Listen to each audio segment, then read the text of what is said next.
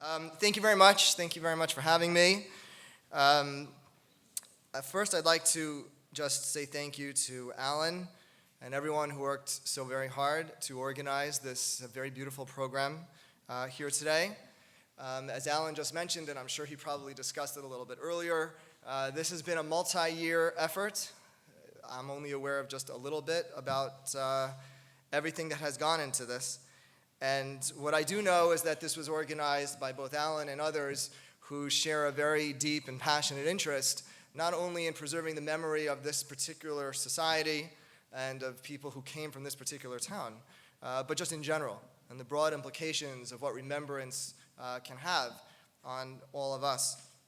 And I can also, on a personal note, as someone who runs a lot of programming and organizes lots of programming, I understand firsthand the challenges of putting things together, logistically, time, financial related. I know how annoying it is when people don't respond to emails. Sorry about that, Alan. And yeah, now we're even. And I also think that just from the little that I've seen, this type of commemorative event can really serve as a model for many other societies and for many other groups of people who originate from towns in a very meaningful way. So I congratulate you for doing this. It's very inspirational. I also want to say thank you for, on behalf of my wife, for hosting this a week before Passover. She was deeply appreciative that I was leaving the house today for a few hours. The babysitters are very happy because we paid them a fortune. Apparently, the week before Passover, babysitters get charged. They can charge an extra 3 times the amount they usually go for, so I thank you for that. Things were wonderful in my house today. No, I'm just joking. But in all seriousness, it is an appropriate time to host an event like this a week before Passover, a week before Pesach, a holiday which is very much synonymous with family and connecting to our roots and trying also to understand where we fit within the continuum of not only our families, but of the Jewish people. And I was very inspired by an initiative that you started to encourage people to light yahrzeit candles. I'm not sure, did anyone do that just out of curiosity, just to show our hands? A few of you did. For those of you who are not familiar with what Alan, I believe it was Alan's idea, the concept was that everyone should light 600 candles today, I believe it was today, to commemorate the people who came from this town. And I wanted to share with you a couple of thoughts about that. In Jewish tradition, obviously, lighting candles is very much an integral part of remembrance. We light them for yahrzeits. We light them on occasions that Yizkor is recited.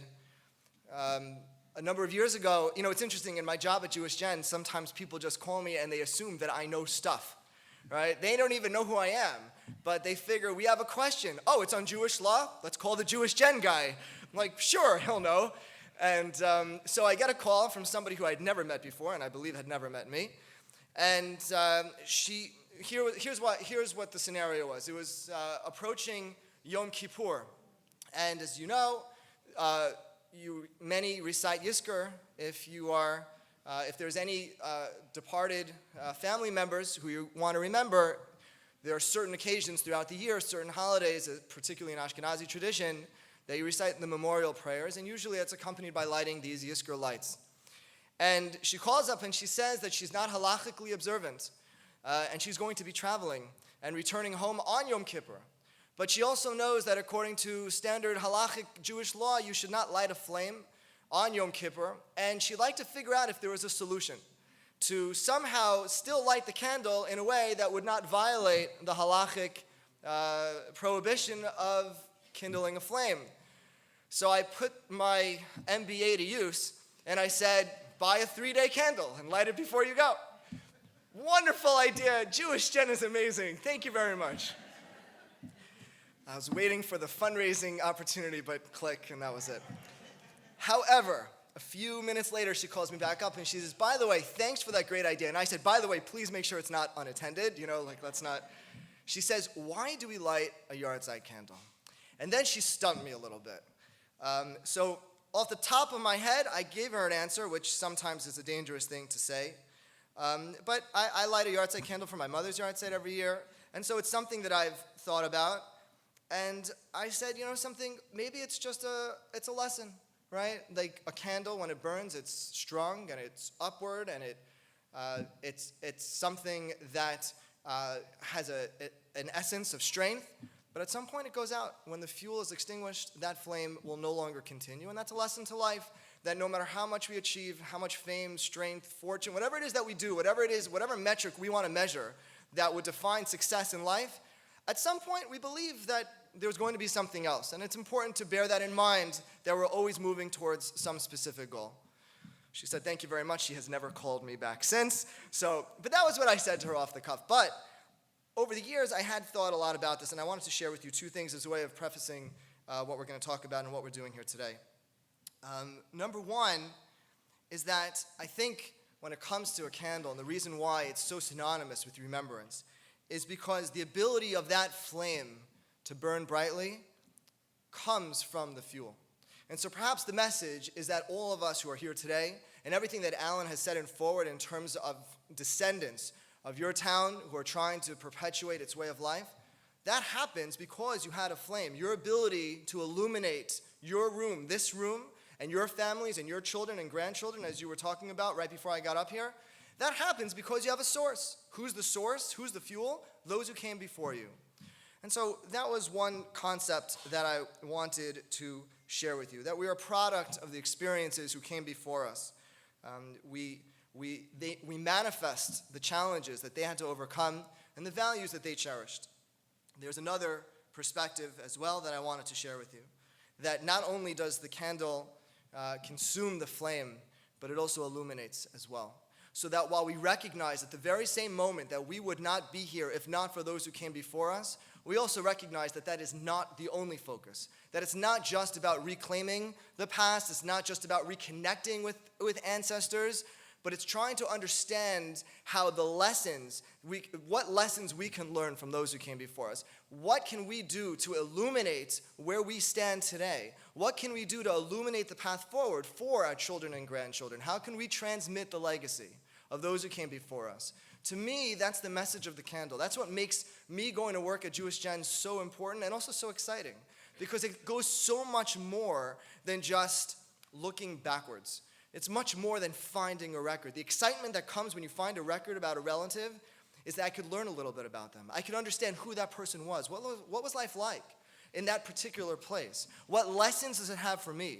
That's what I take out of Jewish Gen. That's what I take out of an event like this today. And I want to, therefore, give my remarks, watching the clock, within this context, that it's the impact that understanding our roots and identifying relatives and connecting with relatives, it's the impact that it can have on our lives. It could make our own lives meaningful. And everything that I want to share with you is going to be within that context. I'm going to just go a little quickly. As some of you know, just a shameless plug, we are an affiliate of the Museum of Jewish Heritage, which is downtown. Anybody been there? Are you all familiar with it? Okay. Starting next month, or less than a month from now, there's going to be a massive exhibition on Auschwitz, which I invite all of you to sign up for. You could go online. You have to reserve tickets in advance. It's a very important exhibition, and I encourage all of you to see it. I also show a picture of the museum, and I show this picture because every single person who walks through the doors of the museum is told the same thing at some point or another. I often have opportunities to speak to school students who come through those doors, and believe me, when they see genealogy on their agenda, that is not the most exciting part of their day when they come to the museum. But at some point or another, every single student is told the same thing, that we are not students of history, but we are making history ourselves. That's the goal of the museum, that's the goal of Jewish Gen, that's the goal of everybody in this room. That it's something that as we understand and as we learn strategies to figure out where we came from, but it's all within that context. It's all within an eventual goal of being able to transmit something, of trying to explain and share identity and have our own sense of identity shaped by what it is that we're learning. Within that context, as Passover starts this coming week, earlier this morning at about 4 a.m., we made live the Jewish Gen Passover Companion for 2019. And I mentioned this, you can find it on our site on jewishgen.org. You can download it, you can read it online. I encourage you to do so. And what it contains are excerpts from various Yizkor books. And as you know, you're translating the Yizkor book for your town. It contains excerpts of Yizkor books that relate to how Passover was observed, how Passover was prepared for, and it also includes testimonies on how Passover was observed during the times of the Shoah. There's a very moving account of how a group of Jews observed the Seder night in Auschwitz in 1943. And it's free. You can download it. I encourage you to please also share it. And again, that's on our website at jewishgen.org. So what I want to do is lay out a couple of common obstacles that people will often encounter when researching your roots and how JewishGen can help. And particularly because of the time constraints, I'm going to give you examples perhaps that you all know the answers to. But my focus is not to stump anyone. Probably everyone in this room knows more about genealogy than I do. Just because I run a Jewish genealogy organization doesn't mean that I actually know anything about Jewish genealogy. I just know people who do. But I want to show you the systems. I want to show you methodology. I want to show you strategy. I want to show you how you could utilize JewishGen to find answers that you don't know. And I also want to show you how you could utilize JewishGen, how to help people who don't even think that they're interested in researching their roots, but they should be, or they could be. A little bit about us. If you think about us in two perspectives. Number one, does the Hebrew come up? Okay, so I put al regel achas, right? Al regel achas, on one foot. What's JewishGen? Your elevator pitch. Number one, we're an archive, an online archive with 30 million Jewish records that you can search from around the world. You know, I was just talking at lunch with people at my table, and we were discussing how amazing it is that sometimes people can do this amazing research and not even know JewishGen. And I always say those are the best people to fundraise from, because someone who could afford to travel and someone who could afford to pay for researchers and they don't know about us, they can pay up. Anybody here, by the way? No, I'm just joking. So we're an online archive with 30 million records. But of course, as you know, there are unique elements of doing Jewish research. So we've developed tools, Soundex technology, and other things that you can utilize to go through those records. At the same time, and not any less important, is our ability to connect people. We're a networking resource. So for example, somebody before I came up raised his hand and said, here's my name, let's see if we can connect. It's easy to do if we're all in the same room. But what happens if the person that you wanted to connect to doesn't live here? They live in Israel, they live in Uruguay, they live in Australia, or they just live 5 miles down the road, but they decided not to come here. JewishGen provides people an opportunity to connect based upon a similar interest in ways that no other organization can really offer. And I'm going to show you just a few examples of this as we go forward.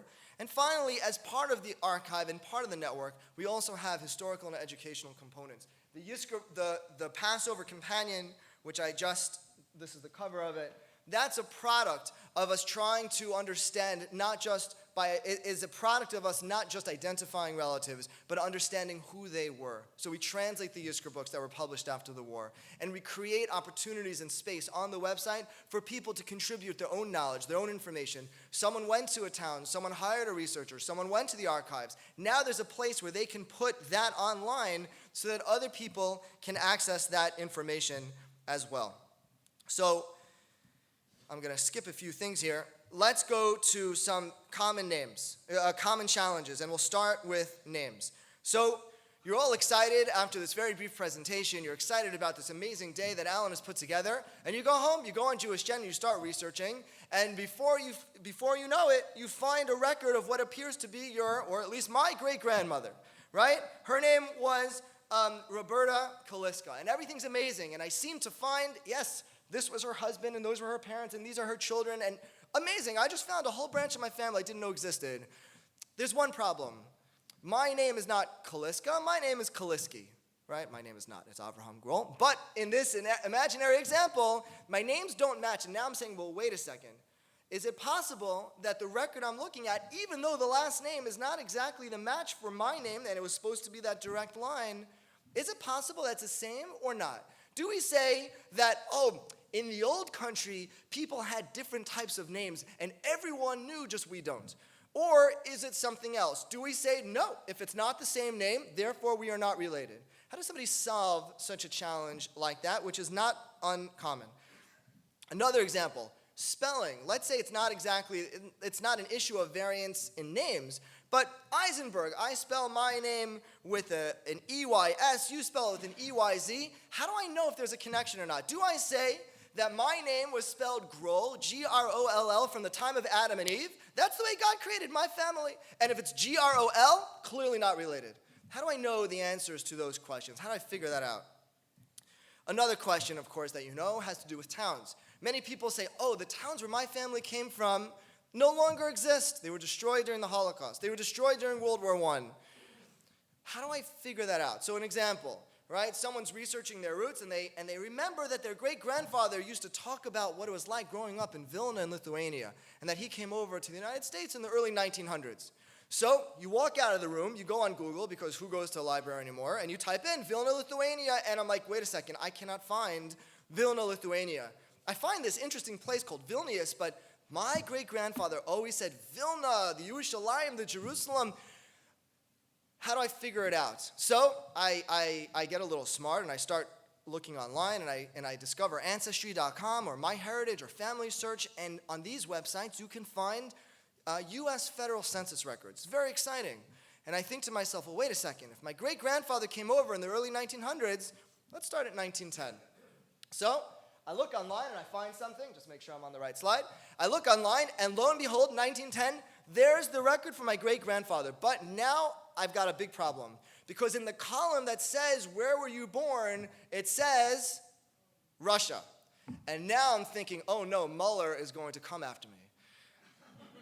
All right, that's my only political. So now I'm thinking to myself, wait a second, Russia, but my grandfather said Lithuania. We're Litvaks. We are Misnagdim. We're like, this is who we are, a sense of identity. What's this Russia business? Okay, it must be that the family town no longer exists. Or, maybe my great-grandfather lied. Oh, they lied because they wanted to get out of the draft. They were nervous they might have to go back. How do I figure this out? Right? Well, this is an easy example. But if we don't know, right? If I tell you I come from Brooklyn, which I don't, by the way, I'm just saying, I love Brooklyn, but I don't come from there, you would all instinctively think, oh, he came from across the river, not from Brooklyn, Montana, or Brooklyn, Australia. Because we all know that this is where the Jewish community was. But if we're going back to a time and a place that we don't know where the Jews lived, how do I figure it out? How do I account for name changes? How do I account for the fact that there might have been multiple places that had the same name, but only one of those places was the Jewish community? And then, of course, we have something that is unfortunately not uncommon, and particularly with the rise of DNA testing, is people don't have any information at all. Just share with you one brief example. Someone called us up, and she says that she's in Connecticut. She says that all of her life, she had this nagging suspicion that she was a member of the tribe. I said, why? She says, as a kid, people used to make fun of her. She was bullied in school. How did they make fun of her? By calling her Jewish. So I said, why do they do that? She says, I don't know, but I used to go home and I say, Ma, why in the world do people think I'm Jewish? Are we? No, they're crazy. But why do they think I'm Jewish? Why is that the biggest insult they could think of? I look Jewish. I feel Jewish. No, we're not Jewish. We're not Jewish. So she goes through life. She gets married. I think she said she minored in Judaic studies, but like whatever. She lived her life.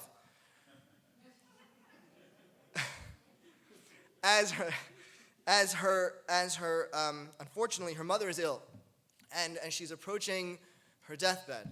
She calls her daughter to her side, and she says, you know how you always thought we could have been, should have been, would have been? It's true. We are. So Survivor family, they said, we will never again identify who we are. This will never again happen to our family. We are no longer going to publicly declare that we are part of the Jewish faith. And at the end of her life, she said, but you know what? I want you to know. We really are Jewish. And unfortunately, her mother passed away, and there was no one else around who knew anything. They had gone, all these years, decades, without giving any detail at all about their families. They never spoke about the grandparents. They never spoke about anything. And now she says, I'd really like to learn more. Right? So you could do the DNA, and you could do all that, but how do you do this? Are you out of luck? She knows nothing. She doesn't know where her family came from. She doesn't know anything. But she has a personal yearning and a desire to understand what it means to be part of the Jewish people, to understand what it means to come from her family. These are some of the obstacles that people will often encounter, and these are some of the things that sometimes Jewish Gen can actually help with. So the first thing I want to show you and to emphasize is what we call the family finder. And I often speak at places which have a predominantly non-Jewish audience, but people will come and say, particularly at conferences, and people will say, I have a neighbor, I have a spouse, I have children who are Jewish. We're not, but I'd really like to help them. Or sometimes people just don't know anything about their families, but they'd like to learn more. And I always say the first thing, if you're going to do one thing, is you should search the family finder and also register your information on the family finder. So what is it? As its name implies, it's a way to find family. By the way, I put up this picture on purpose. I was in Kentucky in January, and I'm speaking, and I'm giving my spiel. And in the middle of it, I had this picture up, and I rotate my pictures. And in the audience, there was like 75 people there, maybe a little more, and there's someone's like, oh, and I said, please, if you don't mind, let's wait till the end. No, I have to speak. I'm like, really, please, if you don't mind, I have a lot of material to go through. And then the facilitator gets up, please keep all your questions to the end. Please. At the end of my thing, the first second when I said, thank you very much, any questions, I've got something to say. She says to me that I don't have the clicker, but anyway, the three people in the middle row, she says, those people live here. They live in Louisville, Kentucky. That's their family that they had success finding as a result of Jewish Gen. And I said to myself, if I only would have known, what could I have done with that information for fundraising? But I be that as it may. Anyway, so let me show you how this works. We've got about 110,000 people who have put their information online. For example, I will put my information online and say, I am researching the last name of Groll from Ukraine, particularly the town of Balakov. If there's anybody else out there who's researching that same family name as I am, please contact me. It's simple as that. Let me show you how it works. We have I don't know if you can really see it, but there's a very basic search interface. You type in the name, you type in the town, you type in the country. If you don't know the name, if you don't know the town, if you don't know the country, no problem. You could be as specific or as broad as you want.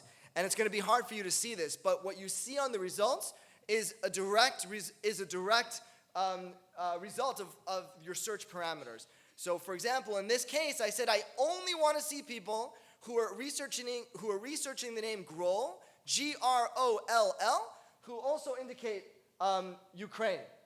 And what I found is a number of results. The top result there is a guy by the name of Scott Groll, who also says he's researching that information. I met Scott at a conference in California a number of years ago. Oh, thank you very much. Here, I'm just going to give you a sense here. Which is the laser? It's this one? The red one, okay. So this column it tells you these are people researching your name, tells you towns, right? Interesting. This guy is researching Groll from Balakov. Check. So am I. This guy is researching Groll from a place called Stri. Whoa. Never heard about that town. Happens to be their neighboring towns. But I didn't know that when I was first looking. And then it tells you who the people are, and it gives you an option to contact them. Sometimes people will share all of their information. Sometimes they say, we don't want to tell you who we are, but you can contact us. I met Scott at a conference because someone told him, said, there's some young kid with the last name of Groll speaking about Jewish genealogy, and you love Jewish genealogy. So after I'm finished, we're meeting, and we have these name tags. And, my name says Avraham Groll, and his name says Scott Groll. And I'm looking, I'm like, wow, I've never met a guy who had the name Groll before. And it was really cool. Now, we can't figure out how we're related, but because I run Jewish Gen and his last name is Groll, we decided we're cousins. And that was just a prerogative that we took. Let's say you can't find the name Groll, right? Let's say I'm out of luck. Cannot find anyone. But you're searching for a unique town. Now, I used this town of Balakov because that was the place I happened to go visit it this past summer. You'll see there's 162 people researching Balakov.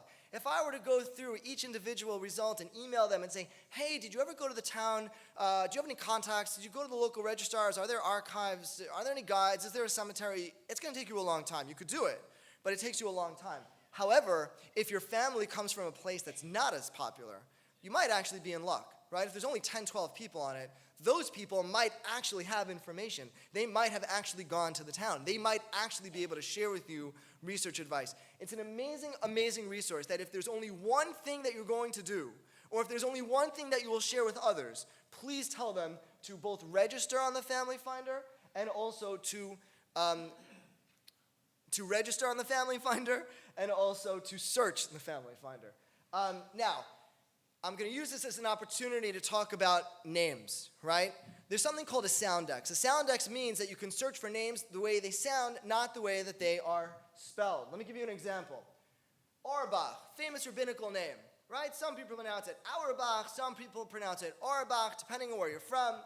If I would search Jewish Gen for A-U-E or O-H-R, the Jewish Gen will give you results for Auerbach. Why? If anybody's interested in it, the way it works is that you assign a numerical equivalent to how things sound. So if you notice, I put up those codes. If anyone's interested, even though they're different letters, you have the same code. And that's how the computer will know to tell you that these might be the results you're looking for, even though it's not exactly the spelling that you thought you were looking for. There's some other tips and tricks that we can do, but I'm going to skip in the interest of time. I'm going to give you a side note. Alan has my email address, agroll@jewishgen.org.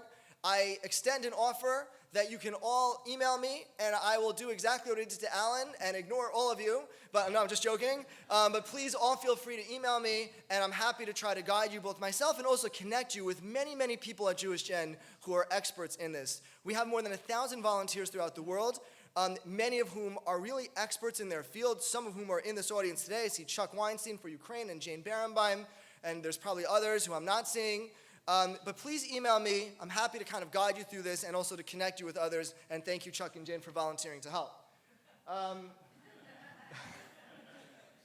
So I'm going to skip just a couple of these things. There is one other thing that I want to show you just because it's interesting. Let's say you're sort of out of luck, and even with the soundex, you just can't find anything. So you still have some tools that you can use as sort of a last result. We call it fuzzy search. Fuzzy search tries to account for human error, right? So people say to me, "What's your name?"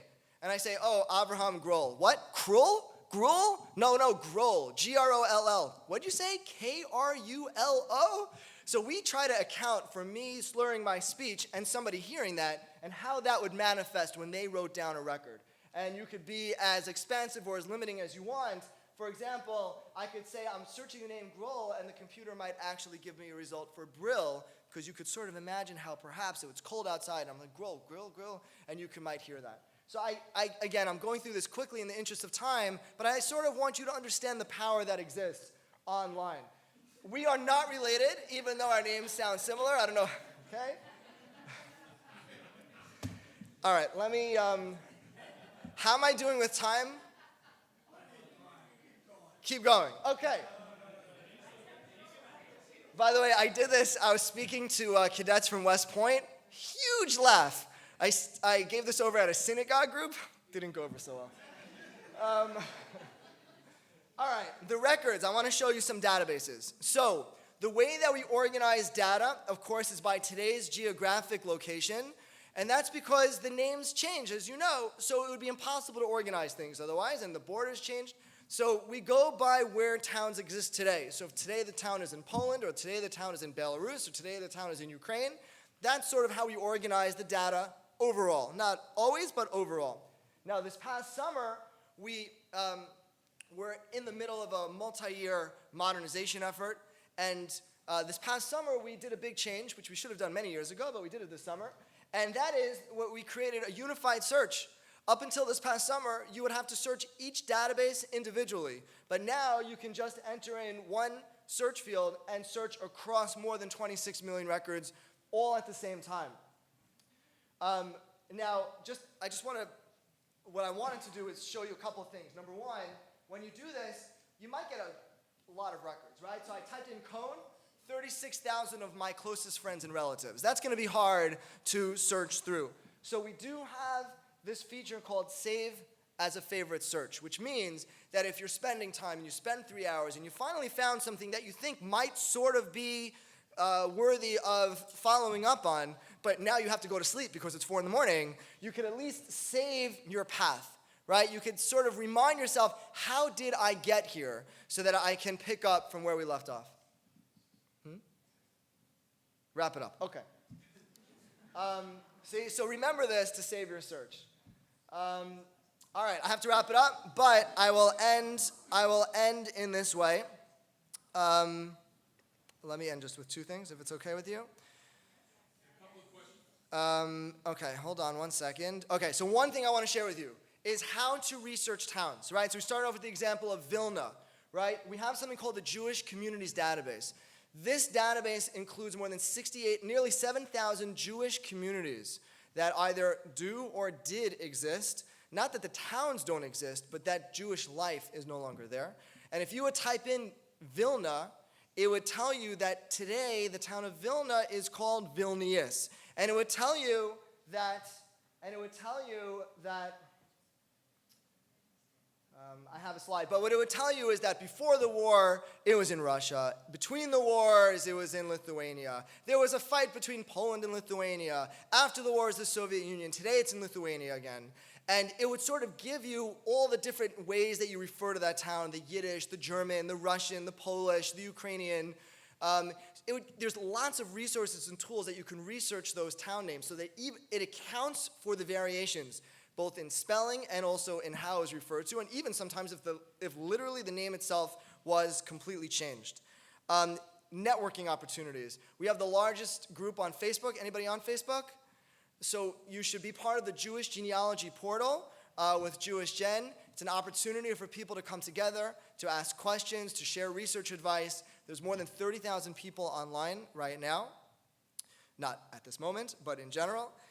We have discussion groups. We have info files. Info files are sort of Wikipedia for Jewish genealogy. That means that people in this room who develop an expertise on a particular topic, they then contribute it to Jewish Gen so that the broader Jewish genealogical community could access this information. And I'm wrapping this up. And to give you an example with what we started with, we have something called the alternate surnames in Russian Poland. And I will discover that at a certain period in time, there were people in Poland who the wife and the husband would have the same name but pronounce it differently. And then when they would immigrate, then the wife would assume the husband's way of pronouncing the surname. There's a lot more details to this, but you could find it online under this entry for alternate surnames in Russian Poland. I'm going to end off by connecting with the Yizkor Book Project because Pesach is coming. If I have another minute and a half, if that's okay. So I mentioned earlier that we just put out this Passover companion that takes extracts from Yizkor books. I just want to share with you what type of impact Yizkor books can have and how it sort of brings together everything that Jewish Gen does, everything that you have been working on, everything that everybody in this room is doing. A couple of years ago, not before Pesach, but before Rosh Hashanah, I got a call from a Holocaust survivor in California. And she said she found out that we've been translating books and that she wants to find and access the translation for her town. So I said, no problem. I said, let me look online. I found the book. I said, we've translated about 75% of the book. Here's the URL, jewishgen.org/Yizkor/ the name of the town, and I wish you much luck. She says to me, young man, I'm 93 years old, never used the internet until now, don't plan on starting. Is there any way that you could give me a copy of the book? Not that I have to go online. So, sure, we raised a little bit of money. We sent it to her, right? We made it attractively designed. We put we bound it. We didn't just send her photocopies. A few weeks after the holiday, she calls me up and she says, I want to say thank you for 2 reasons. She says, number one, I'm wrapping it up. She says, number one, this is what we do. She says, number one, she says, I was very upset for many decades of my life because my children and grandchildren, as some of you were mentioning, are not interested. And they have never cared or shown an interest in my family stories. And it's bothered me that at some point when I can no longer articulate what life was like for me, and when I can no longer transmit the stories that my parents and grandparents told me, where will that information go? And she says, now that I have this book that you've sent me, it gave me a sense of menuchat hanefesh. It gave me a peace of mind, a sense of peace of mind, of serenity, that at some point, my descendants are going to say, wait a second, Where do we come from? Who was Bubby? Who was my grandmother? And now there's something in a language that's accessible to them. And she says, it gave me such peace of mind, and thank you so much. She says, I also want you to know that I was very upset. It's Rosh Hashanah, and I couldn't go to services. All my life, I always went to synagogue, and it didn't work out this year. I'm sitting there in my living room. I'm waiting for the person to come to blow shofar for me, and I see the book on my coffee table. And I pick it up, and I start leafing through it. And suddenly, I stop. She says, because there in front of me was a picture. There was a picture of a group of schoolgirls prior to September 1st, 1939. And I was in that picture. She says to me that one of her friends whose family was escaping, they took a class picture. And it seems that after the war, her parents submitted the photograph to the publication of this book. She says, I cannot tell you what it meant to me to be able to visually reconnect with a time period of my life before the Holocaust. For the last 70 years, I've thought of my youth within the context of what was taken, of the atrocities that were committed. And now I was remembering, I was a kid. I had friends. I had cousins. I didn't like that person. That person was mean to me. And I was a normal person. And it had been decades since I could remember what that meant. That's what Jewish Gen is doing. We're trying to help people reconnect with memory. We're trying to transmit way of life. I thank you very much. Congratulations to you. I wish you all a happy Passover.